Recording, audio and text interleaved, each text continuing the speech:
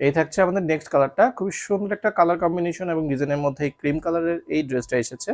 এই থাকছে আমাদের ড্রেসের ফ্রন্ট সাইডটা, দেখেন কি পরিমাণ সুন্দর একটা নেকের পোর্শন দেওয়া রয়েছে এবং উপর থেকে নিচ পর্যন্ত সম্পূর্ণ ড্রেসটা কিন্তু আপনার ফ্লাওয়ার প্রিন্টের মধ্যে রয়েছে।